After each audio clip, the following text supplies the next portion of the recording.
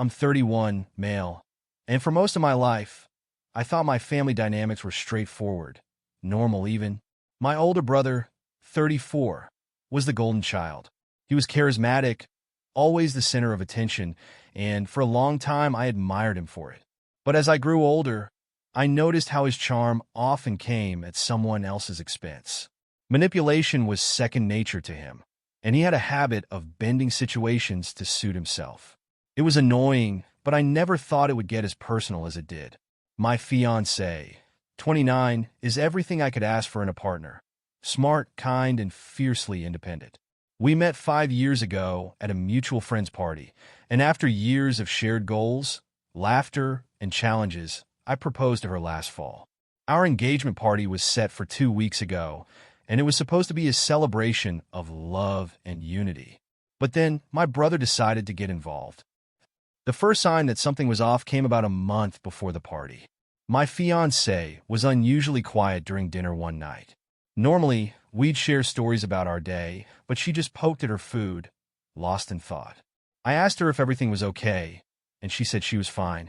I let it go, figuring she'd talk when she was ready. A week later, she finally did. "Your brother stopped by my office today," she said, her voice carefully neutral. That was odd. My brother had no reason to visit her workplace. "Why?" I asked, already feeling a knot forming in my stomach. She hesitated, then took a deep breath. "He offered me $20,000 to break up with you." I blinked, sure I'd misheard her. "He what?"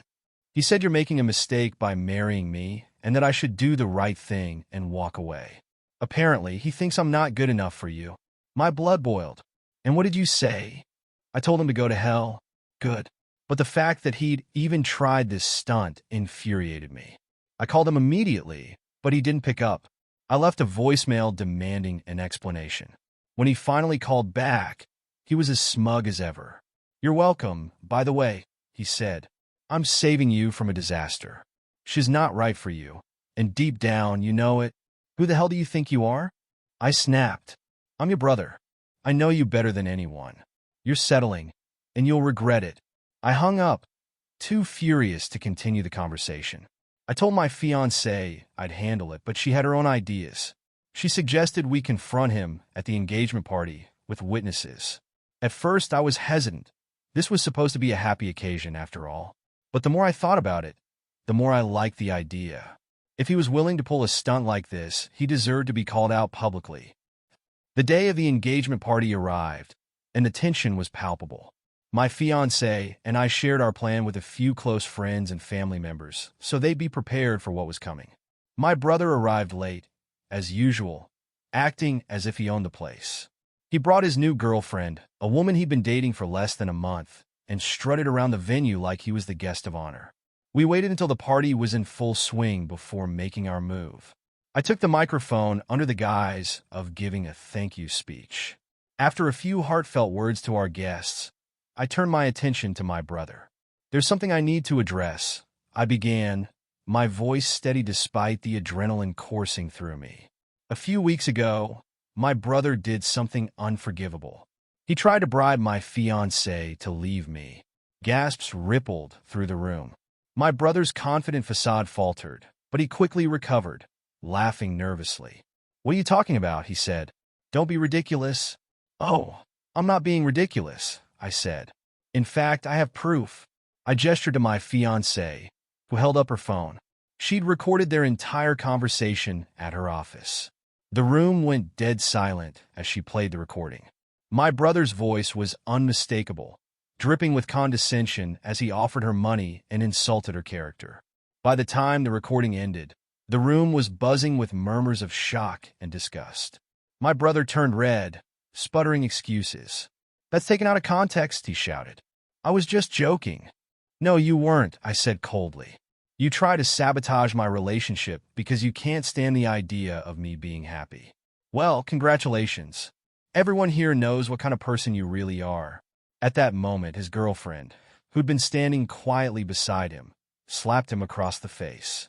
"You're unbelievable," she said before storming out. My brother tried to salvage the situation, but the damage was done. Our parents, who had always turned a blind eye to his behavior, were finally forced to confront the truth. They pulled him aside for a heated discussion, during which he stormed out, cursing everyone. But it didn't end there. My fiancée and I decided to take things a step further. We contacted a lawyer to explore our options. The lawyer advised us to send a cease and desist letter, warning my brother to stay out of our lives unless he wanted to face legal consequences for harassment. It was a bold move, but one that felt necessary. The letter was delivered 2 days later. My brother called me, furious. "You're seriously doing this?" he demanded. "Yes," I said. "You crossed the line, and I'm not letting it slide." "You're choosing her over me?" he asked, his voice dripping with entitlement. "No," I said firmly. "I'm choosing respect and boundaries over your toxic behavior." In the weeks that followed, my brother's reputation took a significant hit. Word of his antics spread through our social circles, and people began distancing themselves from him. Meanwhile, my fiancée and I focused on moving forward. The engagement party, despite the drama, had strengthened our bond and reaffirmed our commitment to each other. Looking back, I'm grateful for how everything played out. My brother's actions, while hurtful, revealed the depth of my fiancée's loyalty and integrity. She didn't just stand by me. She stood up for us, and that's the kind of partner I want by my side for the rest of my life. After the dust settled, I thought my brother would back off. He'd been humiliated in front of family, friends, and even his own girlfriend. Surely, that would be enough to make him reconsider his behavior. But I underestimated just how deep his entitlement ran. 2 weeks after the engagement party, I got a call from our mother. She sounded uneasy, the way she always did when trying to smooth things over. "Can we talk?" she asked. I agreed, though I had a feeling this wasn't going to be pleasant. When I arrived at my parents' house, my brother was already there, sitting on the couch with his arms crossed like a sulking child. My mother gestured for me to sit. "Your brother feels like you've misunderstood his intentions," she began. "Misunderstood?" I said, incredulous. "He tried to bribe my fiancée to leave me. What's there to misunderstand?" "It wasn't like that," my brother cut in, his voice defensive. "I was just trying to protect you. She's manipulative. She's only after your money." I laughed bitterly. "You mean the money I earned from my own career? You do realize I'm not the trust fund kid in this family, right?" "That's you." He flushed, and I saw the flicker of anger in his eyes. My parents tried to jump in, but I held up a hand. "No, I'm not going to sit here and let him play the victim. He crossed the line, and now he's dealing with the consequences." "What consequences?" my brother scoffed. "You sent me a piece of paper and embarrassed me at a party." "Big deal." I stared at him, my patience wearing thin. "The big deal is that you don't get to interfere in my life anymore. You don't get to manipulate me or anyone else around me. This is me drawing a line, and if you cross it again, there will be more than a piece of paper. There will be legal action." My mother looked panicked. "Please, can't we just work this out? We're family." "Family doesn't do what he did," I said firmly. "I've spent my entire life putting up with his nonsense because he's family." "Not anymore." My brother stormed out, slamming the door behind him. My parents begged me to reconsider, but I told them this wasn't up for debate. They could support my boundaries or they could enable his behavior, but they couldn't have it both ways.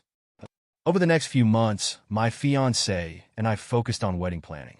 Despite the drama, we were determined to move forward. My brother, however, wasn't done stirring the pot.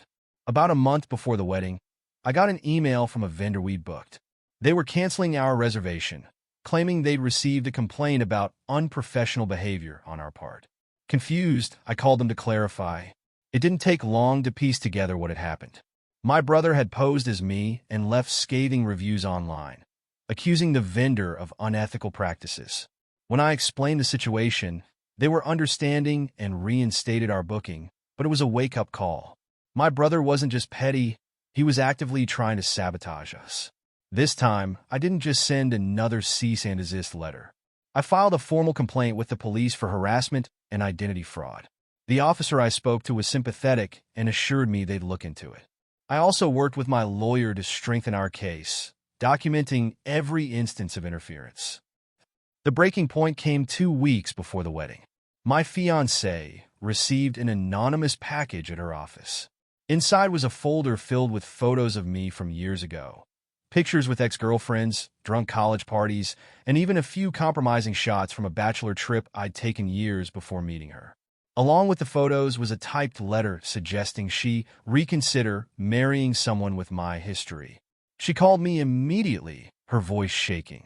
When I saw the contents of the package, I felt a cold fury settle over me. There was only one person who could have sent this. I took the evidence straight to the police. With the photos, the letter, and the digital trail linking back to my brother, they had enough to bring charges against him for stalking and harassment. My lawyer assured me that this time, my brother wouldn't be able to weasel his way out of consequences. The court process was slow, as these things often are, but the evidence against him was overwhelming. The judge issued a restraining order, barring him from contacting me or my fiancée in any way. He was also ordered to pay damages for the emotional distress he'd caused and the legal fees we'd incurred. The fallout was severe. His professional reputation, already shaky, took a major hit when word got out about his behavior. Clients dropped him, friends distanced themselves, and even our parents, who had always defended him, began to see him for who he truly was. For once, his charm couldn't save him. The wedding, despite everything, was perfect. Surrounded by people who truly loved and supported us, my fiancé and I exchanged vows and celebrated the beginning of our lives together. The drama with my brother had been a harsh reminder of how toxic some relationships can be, but it also underscored the importance of standing up for yourself and your happiness. In the end, my brother's entitlement and manipulative behavior were his undoing.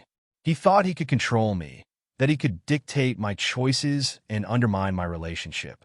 Instead, he exposed himself as the small, insecure person he truly was.